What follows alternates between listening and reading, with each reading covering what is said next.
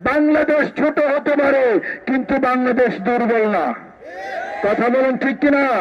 বাংলাদেশ দুর্বল না। যারা আমাদের সামনে নিজেদেরকে সবল মনে করে, আমি তাদেরকে বলে দিতে চাই, বর্তমান বিশ্বে কোনো মোড়ল নাই। এখানে সবাই স্বাধীন, সার্বভৌম ক্ষমতা নিয়ে, সার্বভৌম মর্যাদা নিয়ে সবার টিকে থাকার অধিকার আছে। কথা বলুন ঠিক কিনা? মোদির গদি ততক্ষণ থাকবে, খাজা গরিব নওয়াজের মাজার যতক্ষণ থাকবে। গরিব নওয়াজের মাজারের দিকে যদি আঙ্গুল উঠেছে তাহলে মোদির গদিও থাকবে না। আর ভারত উপমহাদেশও শান্তি শৃঙ্খলা থাকবে না।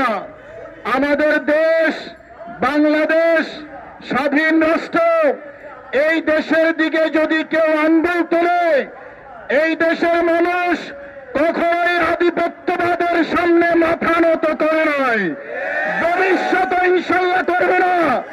আমরা দেখতে পাচ্ছি পার্শ্ববর্তী দেশ কথায় বলে বন্ধু, কাজে তারা বাংলাদেশের শত্রু। কথা বলেন ঠিক কিনা? সেই আগরতলায় বাংলাদেশের কনসুলেটে হামলা হয়েছে, আন্তর্জাতিক আইনে এটা অপরাধ। এই অপরাধ ক্ষমার অযোগ্য। আমরা হুঁশিয়ার করে দিতে চাই, আমাদের এই স্বাধীন দেশের কনসুলেটে আঘাত করা, আমাদের সার্বভৌমত্বে আঘাত করা, বাংলার মানুষ স্বাধীনতা আছে রক্তক্ষয়ী যুদ্ধের মাধ্যমে। কোন চক্রাঙ্গারিতে আমরা কখনো আমাদের পরাজয় স্বীকার করব না। আমরা আধিপত্যবাদের বিরুদ্ধে, পশ্চিমা উপনিবেশের বিরুদ্ধে, আমরা পার্শ্ববর্তী দেশ হোক, দূরবর্তী দেশ হোক, কারো আধিপত্যবাদে আমরা নতি স্বীকার করব না, কারো উপনিবেশে আমরা নতি স্বীকার করব না।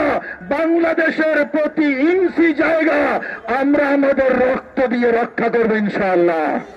আমার ভাইরা, আমি বাংলাদেশ সরকারের কাছে, বর্তমান অন্তর্বর্তীকালীন সরকারের কাছে আমি দৃষ্টি আকর্ষণ করব, আমরা দেশের সার্বভৌমত্ব স্বাধীনতা রক্ষার জন্য যত ধরনের সহযোগিতা দরকার, আহলে সুন্নাত ওয়াল জামাত পীর মাশায়েখ সহযোগিতা করার জন্য প্রস্তুত আছে।